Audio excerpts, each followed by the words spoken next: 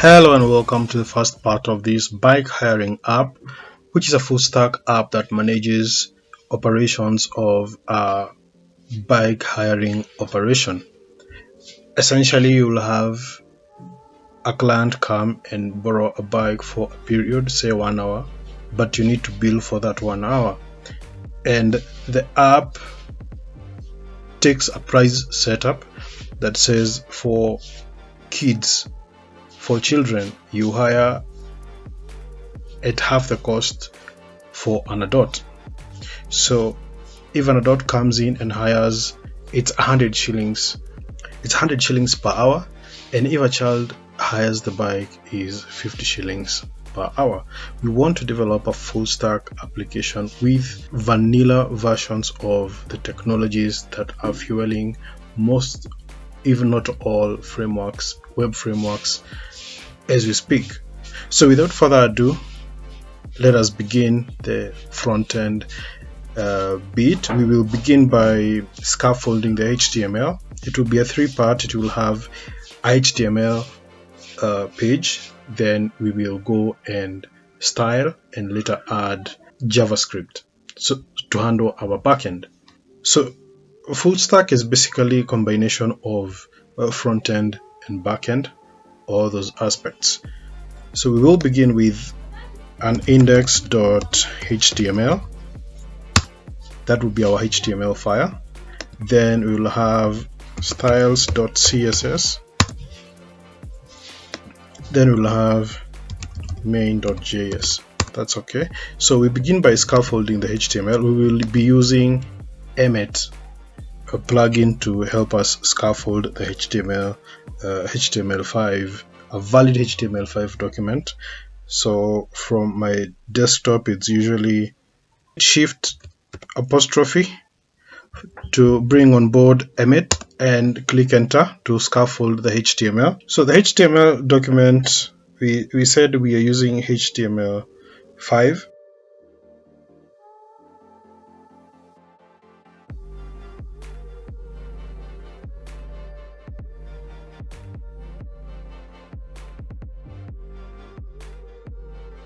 Then we'll go to our body.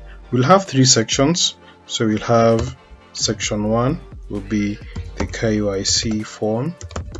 So remember, before we issue you with a bike, you have to give us your information, your social security number or ID number, or passport number for identity, and leave the document with us.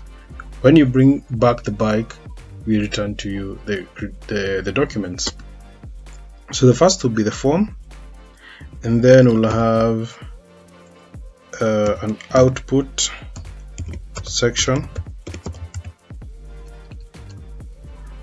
So that will have two tables. So we'll have table 1, which will be the active trips. Then we will have completed trips. So we begin with the form. But before the form, we need to do some heading text. So we say H1, then we say this is bike hire manager. Then we will do a heading 2 and say that this is customer KYC.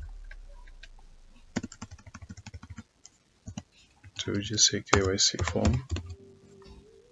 So let's define our section. So here we'll have a section with a class of KYC form.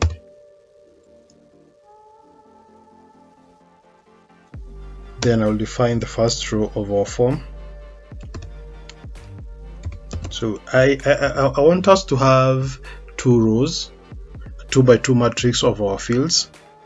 So I'll say this is row 1, fields row 1. Then we'll have another row.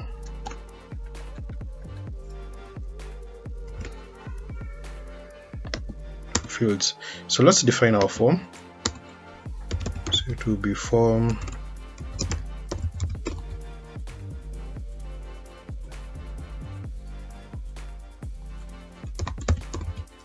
with a customer form ID. We will not require an action since JavaScript will take care of our data submission. So we will not use the default HTML method. So we bring in these sections inside our HTML. The first section is a form group. So here I'll have two inputs. So I'll have an input of text. So the input will carry the customer name. So we say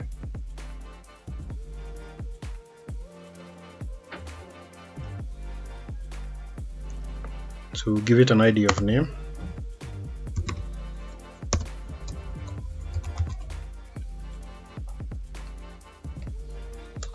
That's it. Then usually when we are dealing with vanilla HTML, it's good to have a label. So a label for name. The for attribute goes hand in hand with the ID. So that's the first field. So ideally, so this particular field will be in its own div. So the field is the div is called field. It's like I'm doing a component in React.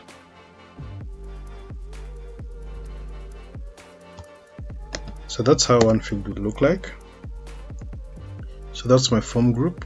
And then I'll just duplicate the first one, and we do the ID number, and then this would be the same, still text. Remember, we need these fields as required, so we can do initial client-side validation, required. Then we can do the last form group for the second row. And don't worry, we will style these. We're just doing the skeleton. These are the fundamentals. Remember, we wanted to show that all these technologies, cool technologies, so whatever they're doing, you can still do it in the basic vanilla forms of our languages, which is HTML for templating and JavaScript, vanilla JavaScript for backend. So here we will have a select for the gender. We need to know the gender.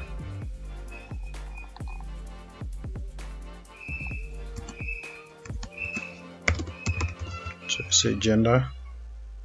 Then how you do a select is say select. Then just give it an ID of gender. That way. Name, I will not give it a name. If you are doing something to do with PHP, maybe you do that. It would be a good idea. But for me, here JavaScript will take care of submission of this data. Then we'll have an option, say 3 options.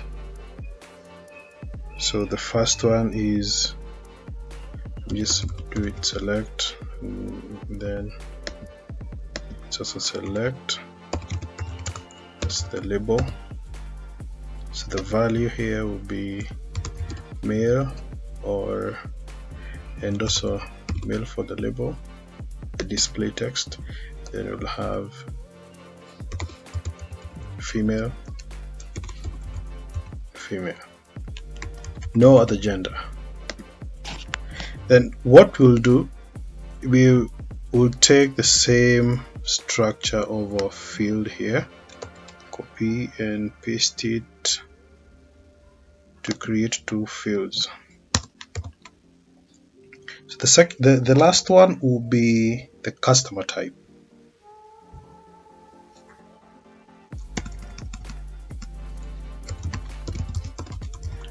an adult or a child. Customer type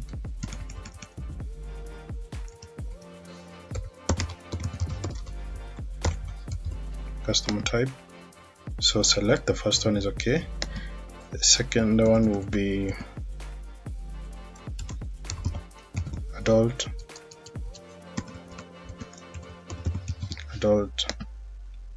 then child,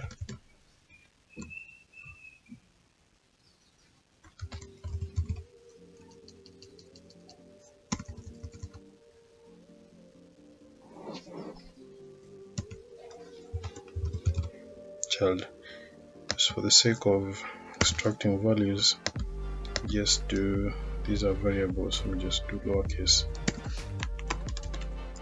So our form is done. So we should have two groups.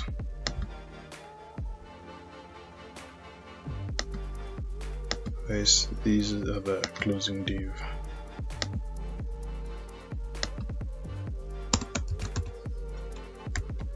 Yeah, so now you can see that div is closed. The good thing with matching the opening and closing tags in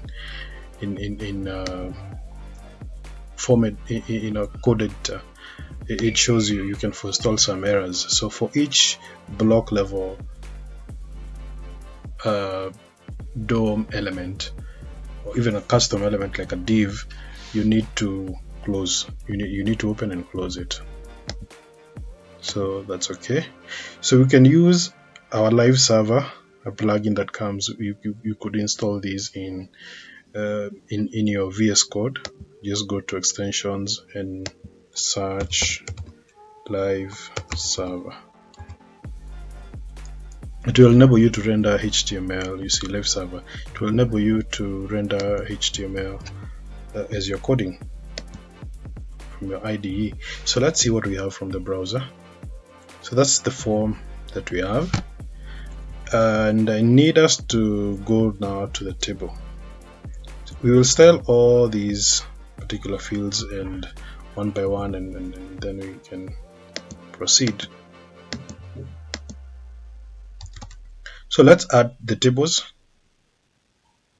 but I feel like we need to style a little bit and then we can come to, but let me just do the tables. So these are the section. We'll have the table section. Oh, our form is not complete. It can be complete without a button. So what we'll do, we'll add the submit button.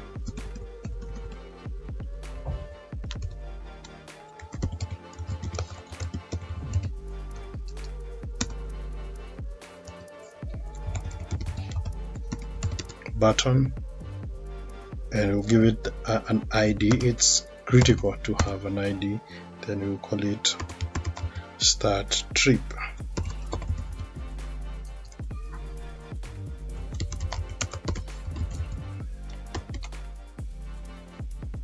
So this is of type button, type button. There it is. And now we could do, let's do our tables. So I'll call this section trips.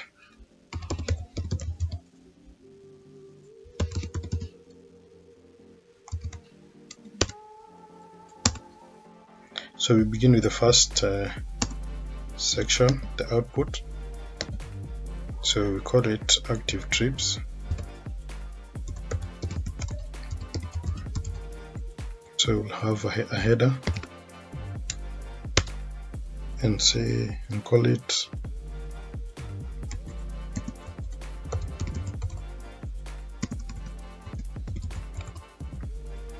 can type active trips.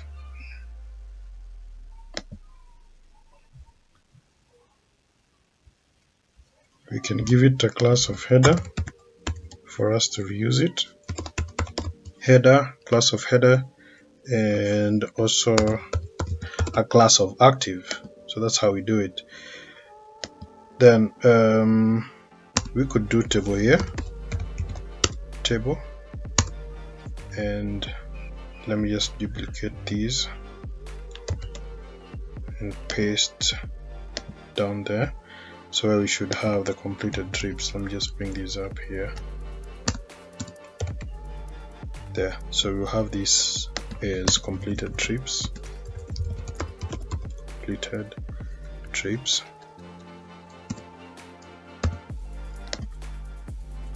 Now let's design these tables.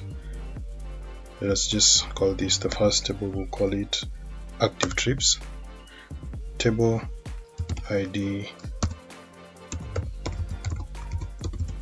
active trips. Define our T head, table header, table row. Then we could do we should display a name, type of the trip, start time, duration, and have an action to close that trip or to complete that trip. So around 6 fields. So we'll do TD. Ideally we should use table heads, but TH, but I'll use table data. So I'll say times 6 because of ease of styling. I'll break the semantic there, so I'll have here an ID. So that is the incrementing field. 1, 2, 3 is the serial field. You say name, then you say trip type, then add start time, then we have a counter for duration. For each second it's running, the trip is running, then we have an action to complete that trip. So those are 6. Now we define our table head, table body, sorry. Again we have this one we won't define actually, so we will leave the table body empty, but we will populate it using JavaScript. That would be a very interesting bit, as well also as the styling as these elements come to life. So that's a very simple table. I'll copy this table, then I will paste it down here. I've pasted it. It will be similar, only that the only thing that changes is the cost. There's a cost element, and we are also showing an end time, so that if the user wants to validate the duration, then they have an easy time. So duration, then we say we won't have an action, we'll have a cost element there. Yeah, so we can do the T-body. Is it there? Yeah, the T-body is there. Again, we'll also update these using JavaScript. Now at the very bottom I want us to define where we bring in JavaScript. So near the end of the body, so we'll say script, then we give it a source. We'll say this will be main.js. So that will bring in our JavaScript once we define it. And then at the very top I want us to define our style, how we are going to style this page. So we'll add a link, CSS link. So the style sheet, this is style.css. Great. Let's come in. So let's look at our form. So we have the two tables, everything is done. Let's go and do the styling. So we can begin with making this look decent. So I'll click on style.css. I'll begin by defining a default box sizing for my document. So I'll say box sizing. It's a bit calculating the margins, the width of the item, or of the element, of a box element. So we'll say we'll do something for our body, general style. So we say a font family, we want to define the font family, and we say let me see, Go UI. Let me use that Go UI just to see how this changes. So body, I hope the style is being rendered. Let's just confirm. Let's do a background here, background red, just to confirm whether our CSS is rendering. No, it's not for some reason. Oh, this is styles and this is style. It's okay. Then let's save and see. Yeah, now it's working. So let's go back and remove these.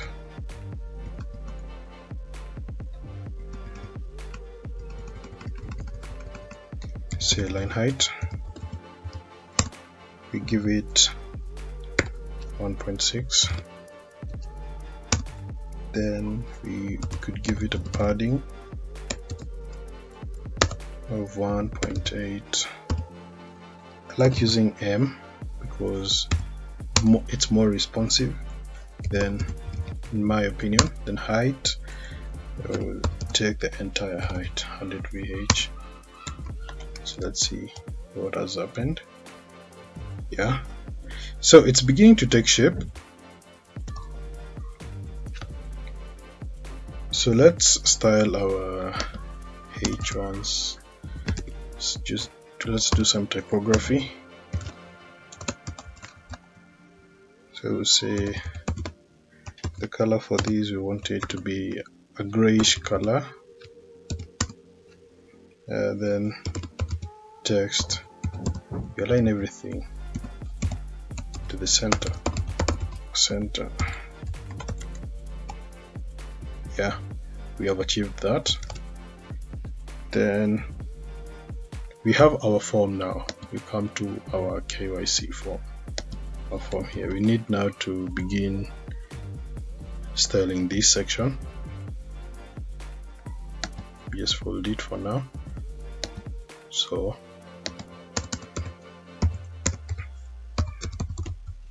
KYC form, we need to begin styling that. We say background color, we want to see it. Background color, we'll give it I don't know, do we give it Alice blue or Azure? Just give it Azure. Let me see whether we can see it. Yes, we can attempt to see it, but let me just do Alice blue. Alice blue. It's okay. Then we say just give it a padding.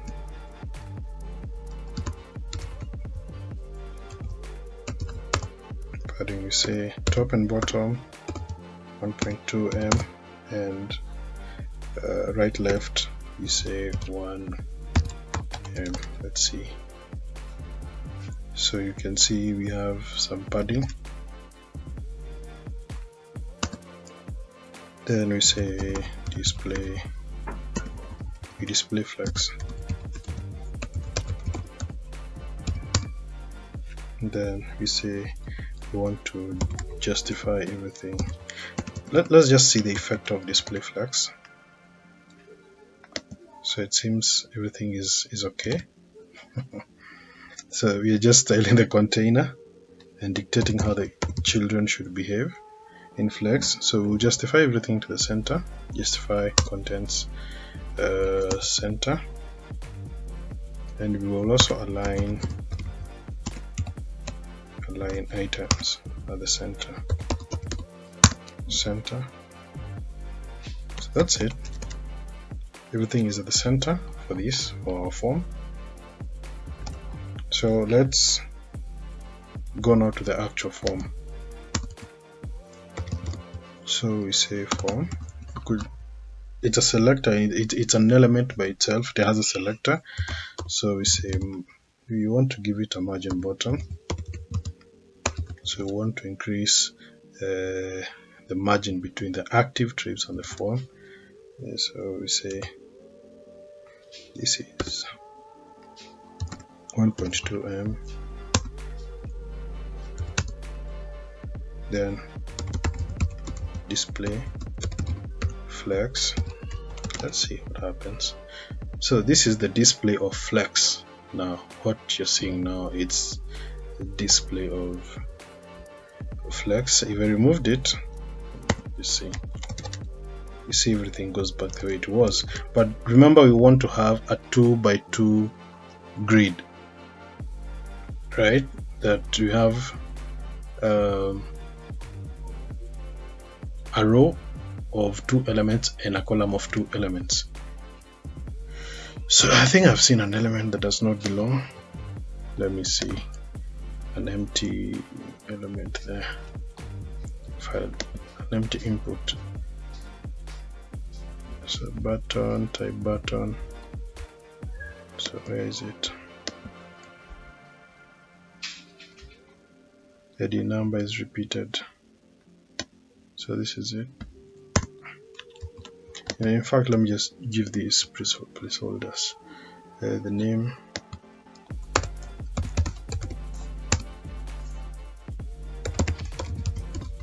customer full names,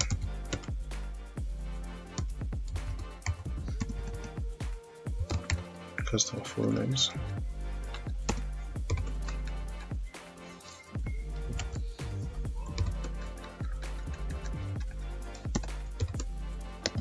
So this should be placeholder for customer ID number. Yes, it should be that way for usability purposes. So let's concentrate with our form now. So remember, our form, it's an element by itself that has other elements here. So we'll work with these form groups. So each form group has 2 fields. So that makes it easier for us working with display flex. So you can see how it is. We want columns, 2 columns. So what we'll say the flex direction is column. So see what has happened. And we'll say the width of this form generally wants to be 100%, right? Then let's define the width, the max width. Max width, we'd say that 7 point is about around 600 pixels. Yeah, I think so, because 1 pixel equals 1 m equals 16 m's. So let's go to the form group, the elements inside the form that hold our fields. So we say form group.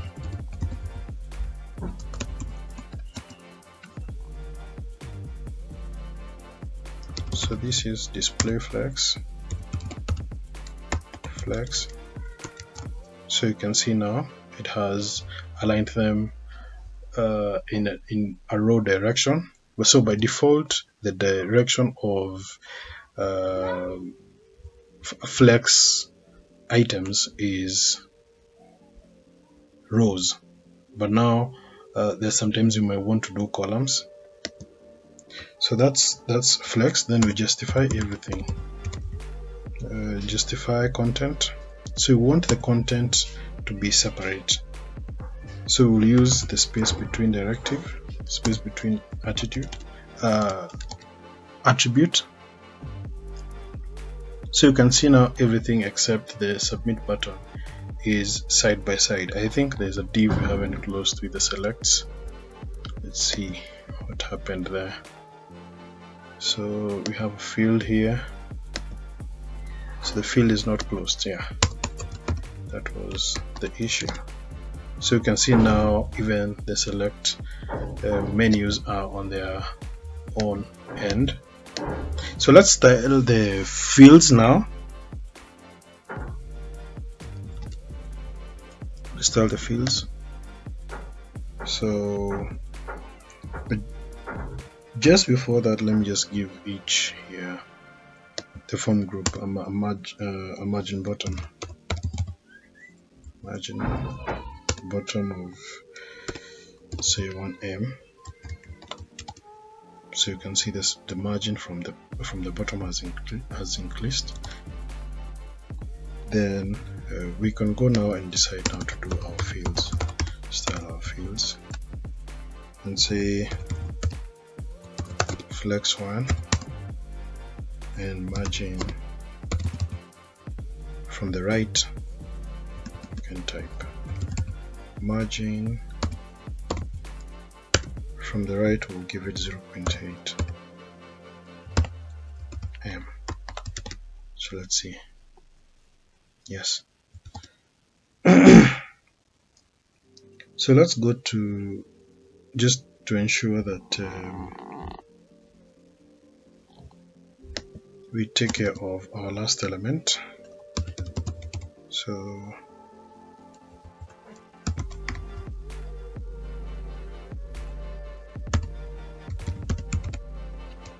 this is the last field here. Let me just show you.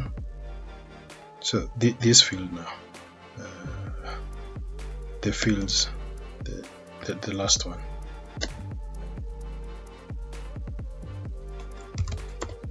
Say margin right.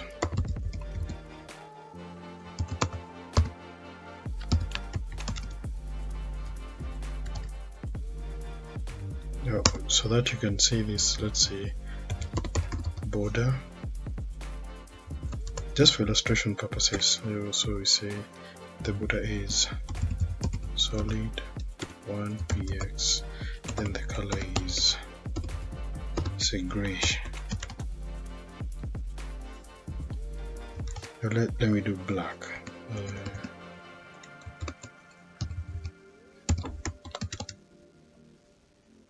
So you can see this last field, the entire field, in regards to the flex, in regards to the flex element, it's the last in this particular case, and we're saying we need it to have a margin from the right of 0, so it needs to be absolutely stacked there on the right. So let me just remove that. And we'll go now to direct input elements. So we'll begin with the field, the labels. Then we say display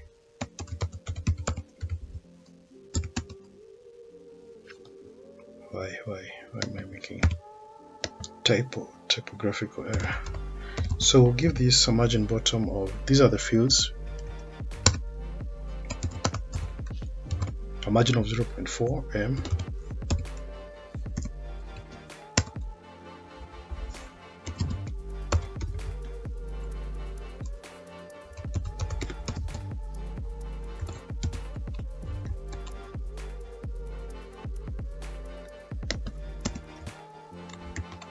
So those are the labels. So let's tell the inputs.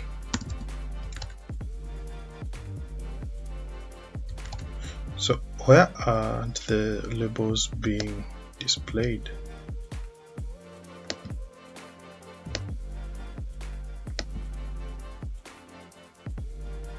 Oh, I wasn't naming them. Gender. So this is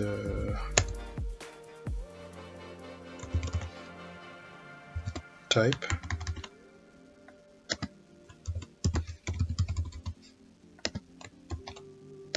customer type, that was the gender. And then here we have the full name, full names. Then here we have the ID.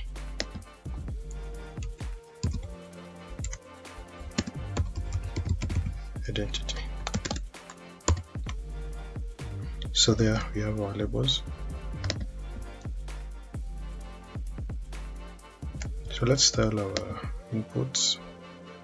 So we'll say we have two types of inputs. We have the normal inputs and the selects.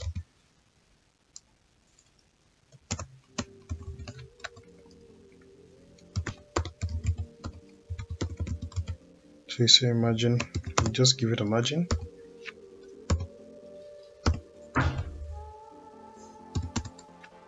Then some padding.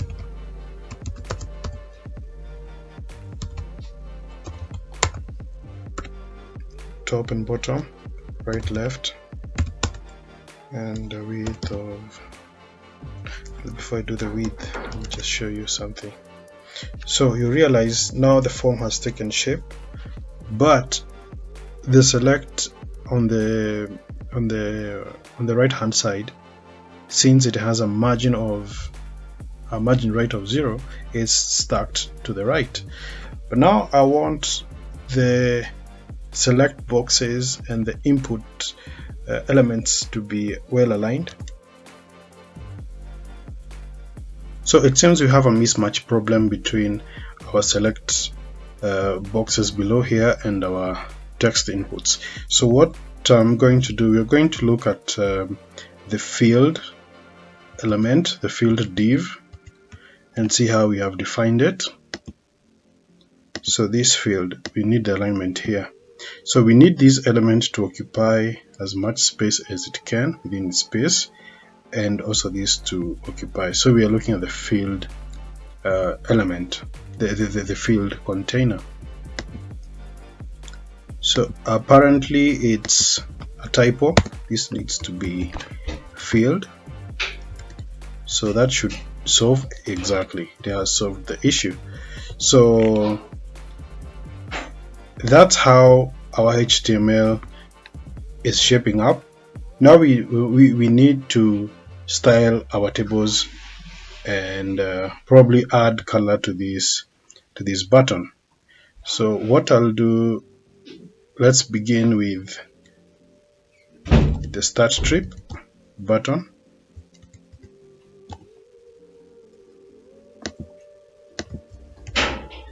Where is the button? So the button, we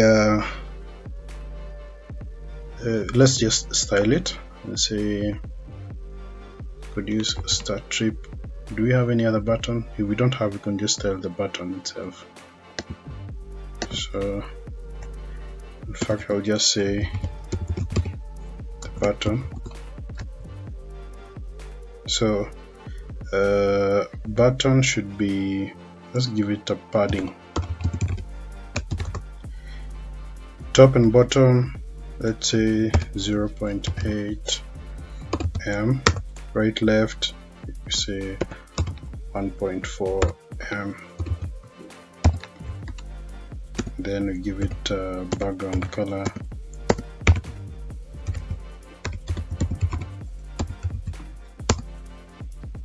Let's take a greenish. We had a greenish that we were working with.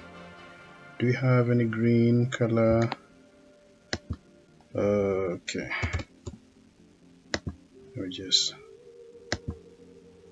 try to pick from here a greenish color.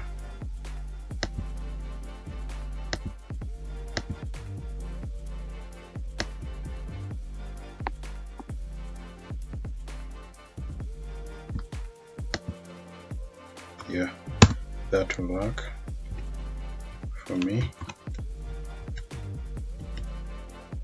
Let's see, let's do a color.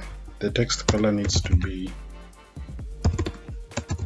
legible and clear. So this one, just do a white.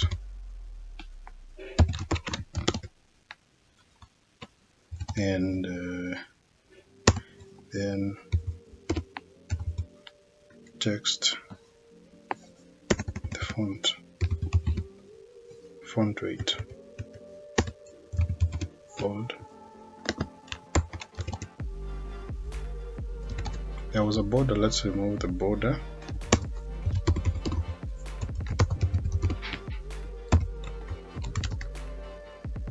Yeah, looks nice. Let's do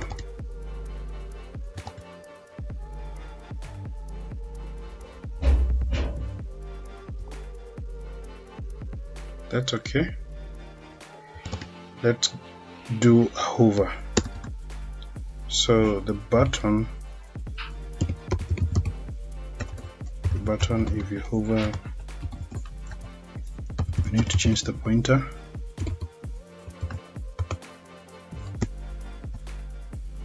We need to change the cursor, should be a pointer. Then the background color should be a deeper hue of green or a lighter one, for that matter. You could do that just to be a bit dramatic.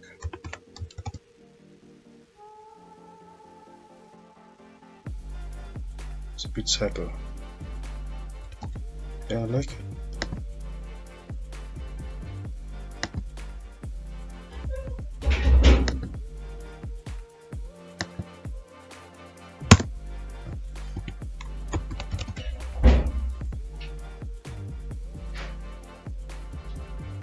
Yeah, that's okay. Let's be subtle. So let's design our tables. So for our tables, let us remind ourselves how the structure of the markup looks like. So we have a section called trips. It houses our tables. Let me just collapse the up bit, the upper section, the KYC4, so that it's clear we are dealing with the trips element. So we'll go straight to the table element. We'll target the table element.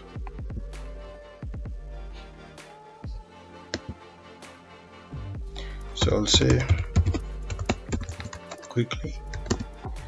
So the table, I would say the width,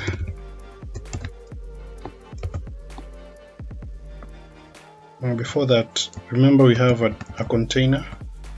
So we need these tables. The way these tables are looking, they are stacked upon one another.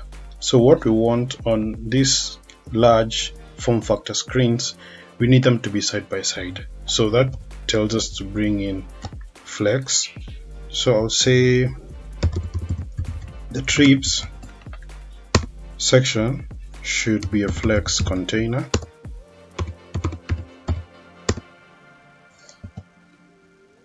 Then don't worry, we said this is a full stack class, so we're going to do front end and back end, and then we'll justify the content in between. Take the space between to be vacant, and they should occupy right and left. Let's see, that's what we wanted. Now we can comfortably go to the table element, and we say for the table we want it to occupy the width of 100%, as much as the container allows. Then we will collapse the borders. So border collapse, collapse. Then we will do the margin from the top, and this would be about 16 pixels, give or take, or 1 em. Then yeah, that is taking shape. Then let's go to what holds our data, th, table headers, and the data cells, the table data cells, table data. So the border, we'll introduce a border of just a slim border of 1 pixel, should be a solid and grayish. So let's see what happens. So it's taking shape. Then we could do with some padding. So we say like 8 pixels or 0.5 m top bottom, and then we could say 1 m right left. That's padding. So let's see the effect of padding. So you can see there's more space now around the values in the data cells, table data. So we could align these to the left, the contents therein, text align, we could just give it center, and that's it for the TD. So let's say, because I didn't use TH, let me see whether I can use TD. So I'll say TH and probably TD first child. So that this will give us, we want to do a background color of something grayish, background color of, so that's it. Let's see.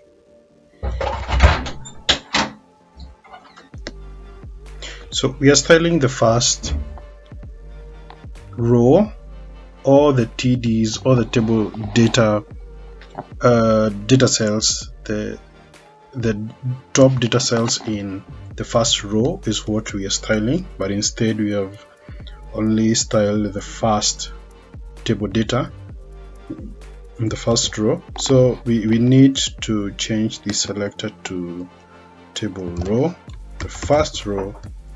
If we had used TH, then this style would suffice, but now since we have used TDs in our tables, we'll have to do bear with the table row. Yeah, that has worked. Then could do font weight. Let me just do font weight bolder. Let's see what that gives us. So that gives us that bold look. I like it. Then we will have let me just do bold. I don't like bolder. Just do bold. Yeah, that's okay. So let's do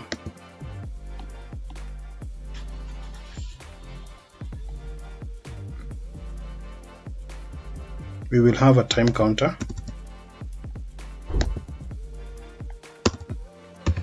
So we'll have one of the table data that is going to be returned will be counting time, our time counter. So that will be added dynamically by the JS, that DOM element. All the rows after the header in the table body will be added dynamically, and we will see that. So this one will be font weight bold, and now we could go to our headers. So remember, we have these as headers. We should have styled them, but let us just style them. We were more interested with the tables. So remember, there are H2s. Let me just show you for context purposes. These are H2s. These are H2. So heading 2. Then the other one is also a heading 2, but has a class of active. So you'll need to also style the active class. So let's quickly do the H2 so that we are able to complete this session. So the H2, we'll give it a padding. The H2,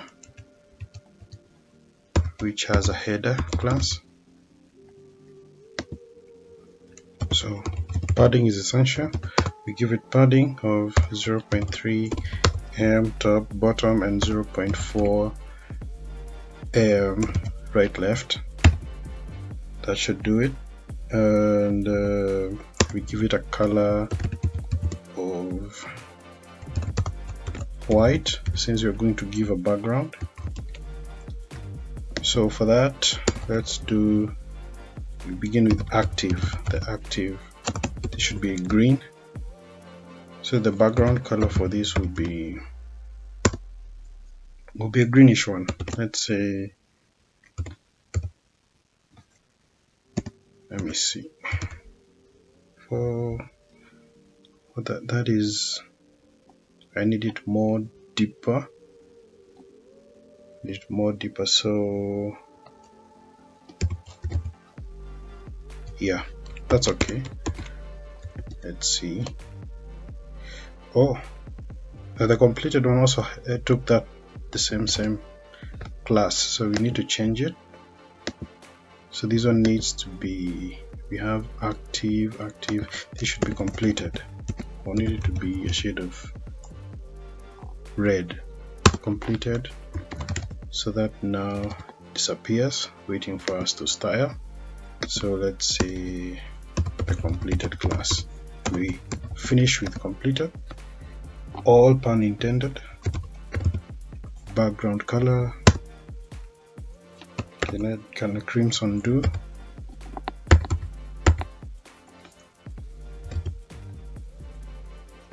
I think it could do. Yeah, there we are. So we have our form. We are ready to go. I think it's very colorful for a simple project. Minimal colors.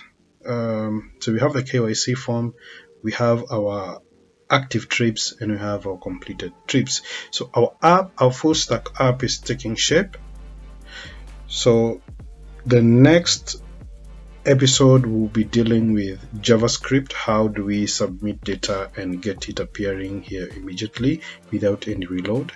And how do we also begin our counter? The moment you say start trip, we should also add that the trip details and begin our countdown and calculate simultaneously. Also be on the lookout of in terms of the cost. So when we close that trip or we complete it, then it should move to these other completed trips table with a calculated cost. Thank you.